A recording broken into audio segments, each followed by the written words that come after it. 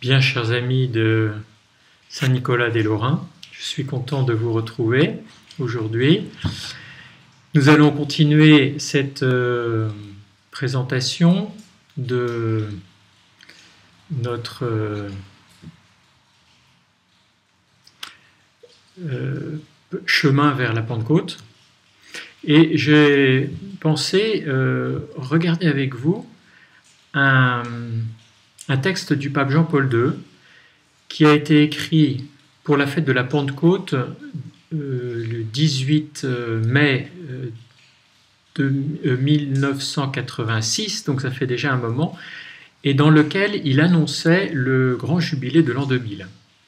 Ce texte s'appelle Dominum et Vivificantem, sur l'Esprit Saint qui est Seigneur et qui donne la vie. L'Esprit Saint dans la vie de l'Église et du monde. J'ai pensé à cela parce que en préparant le programme de nos petites rencontres, je voyais que c'était important de relire ce que dit Saint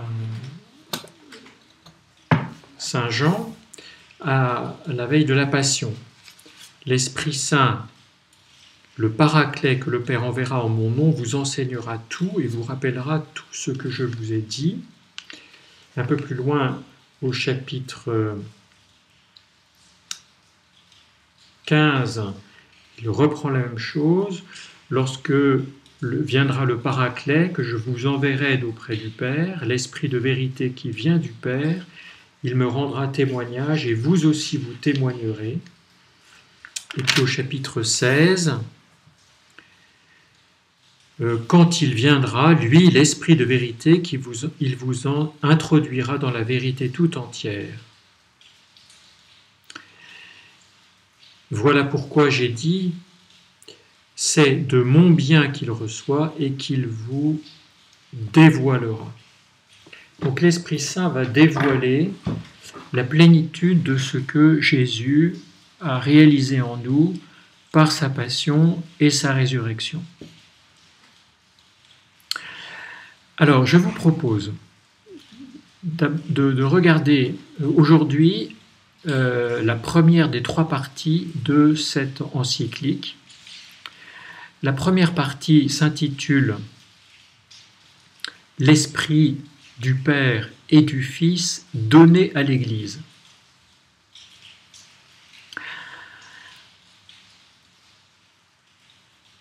Donc, dans l'introduction, le saint pape Jean-Paul II, Jean-Paul le Grand,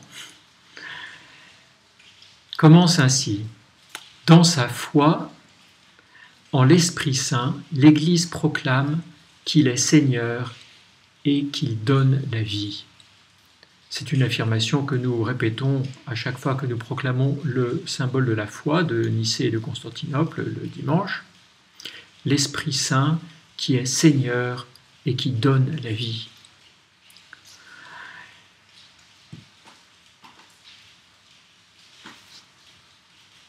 Jésus avait parlé de ce don de l'Esprit, particulièrement lorsqu'il s'est exclamé le jour de la fête des Tentes à Jérusalem, « Si quelqu'un a soif, qu'il vienne à moi et qu'il boive, celui qui croit en moi, selon le mot de l'Écriture, de son sein couleront des fleuves d'eau vive. » Il parlait de l'Esprit que devaient recevoir ceux qui avaient cru en lui. À la Samaritaine aussi, il parlait d'une source d'eau jaillissant en vie éternelle. Et puis dans ce dialogue de Jésus avec Nicodème que nous avons lu hier, aujourd'hui, à l'église, à la messe, Jésus annonce la nécessité d'une nouvelle naissance d'eau et d'esprit pour entrer dans le royaume de Dieu.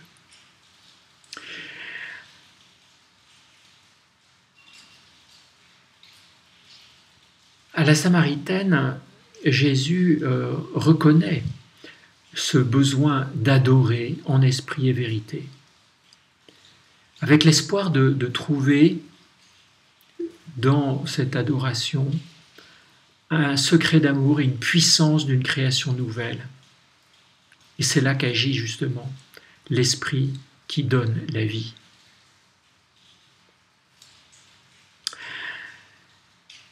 Donc, en prenant avec vous la méditation de ce texte, je vous invite à lire, je fais juste une petite présentation, parce qu'il est très riche, parfois un peu difficile, comme quelques textes de Jean-Paul II, mais qu'une fois qu'on est rentré dans le style, on le trouve très goûteux et très nourrissant. Je pense que cela sera une introduction solide pour continuer notre réflexion peut-être plus à la fois spirituelle et catéchétique.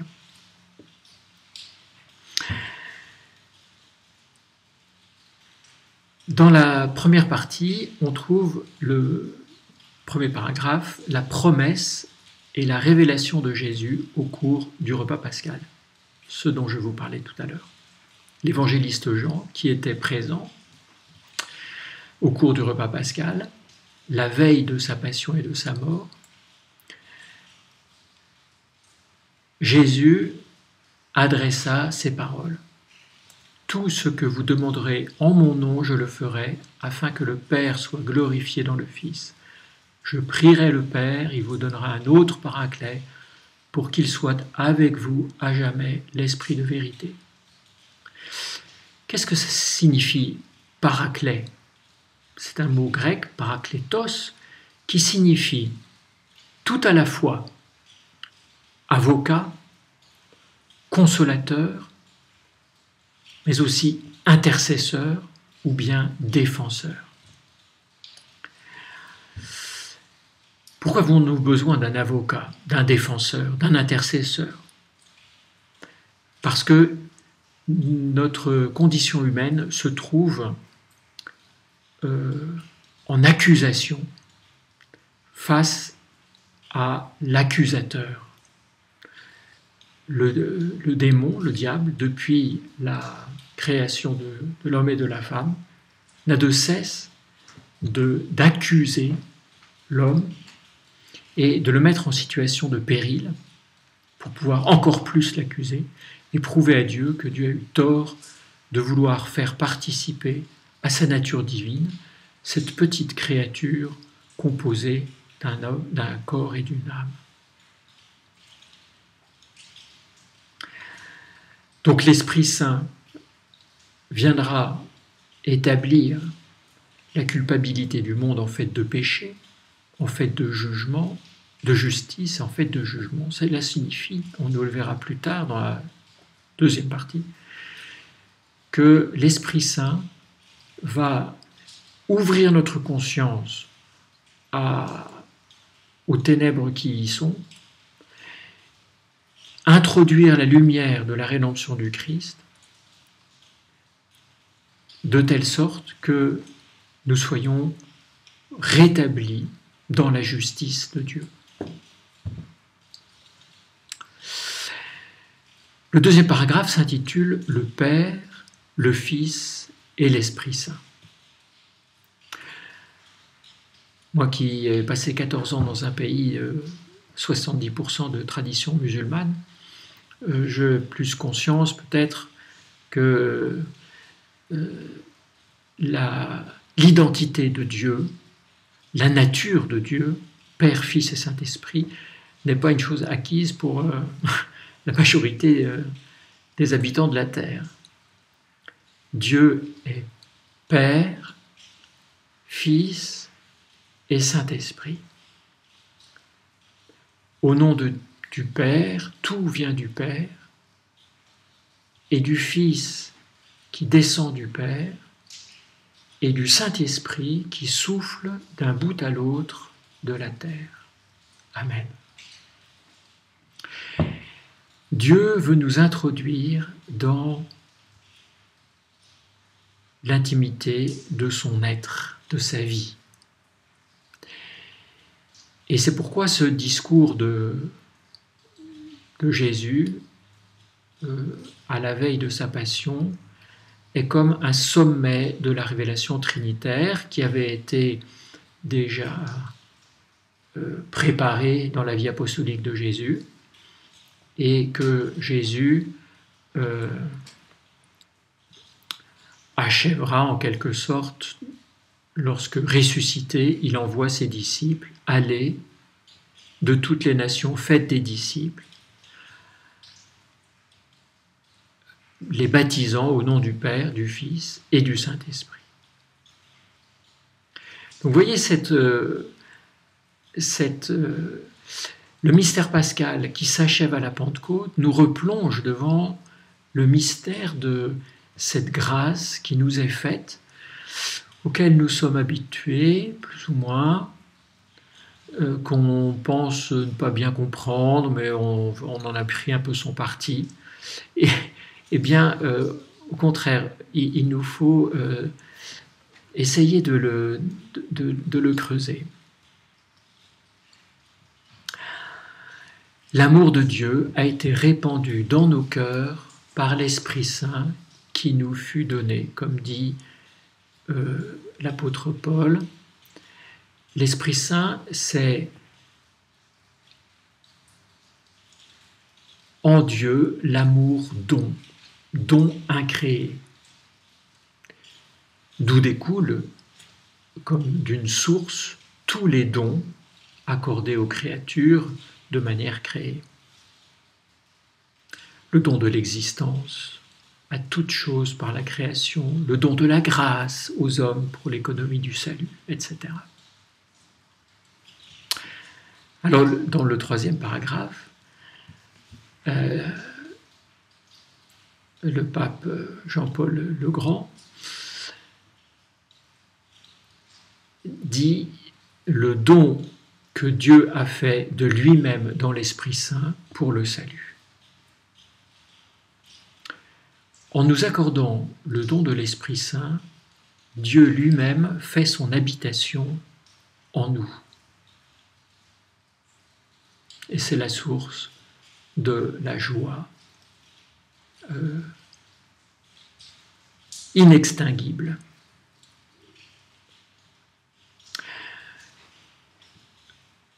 El Massir, le Messie, Mécha, c'est loin de l'Esprit Saint. Celui qui a reçu l'onction de l'Esprit Saint, Christ, celui qui a reçu la chrismation, l'onction, il est Dieu l'a consacré par l'Esprit Saint et rempli de sa force pour accomplir cette mission de salut. Donc ensuite, le Saint-Père, dans ce paragraphe, rappelle toutes les prophéties de l'annonce du Messie. Puis au paragraphe 5, Jésus de Nazareth manifesté dans l'Esprit Saint, donc dans la vie apostolique de Jésus, depuis la prédication à Nazareth, sur les bords du Jourdain, le baptême, avec sa théophanie trinitaire, lorsque la voix du Père se fait entendre, celui-ci est mon Fils bien-aimé, en qui j'ai mis toutes mes complaisances, écoutez-le. Et l'Esprit Saint apparaît sous la forme d'une colombe. Ensuite, Jésus ressuscité, le soir de Pâques, dit à ses disciples rassemblés dans cette chambre haute, les portes étant closes, par crainte des Juifs, Jésus leur dit « Recevez l'Esprit Saint ».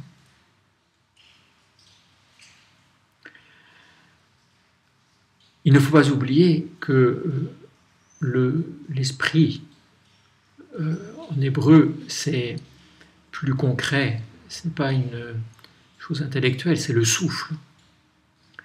En recevant le souffle, Dieu a fait de l'homme et de la femme une gorge vivante pour le louer, l'adorer et le servir. Donc nous sommes traversés par le souffle saint, paix à vous. Comme le Père m'a envoyé, moi aussi je vous envoie. Ayant dit cela, il souffla sur eux et leur dit, recevez l'Esprit Saint. Au paragraphe 7,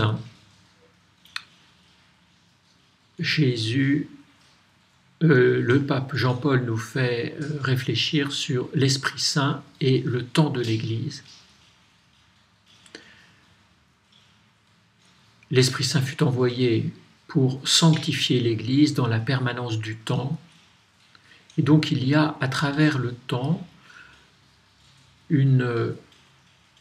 un développement de la révélation. Tout est donné et tout est accompli en Jésus, mais tout s'ouvre et se déploie dans l'histoire de l'Église. L'Esprit de Dieu, par une providence admirable, conduit le cours des temps et rénove la face de la terre. Cette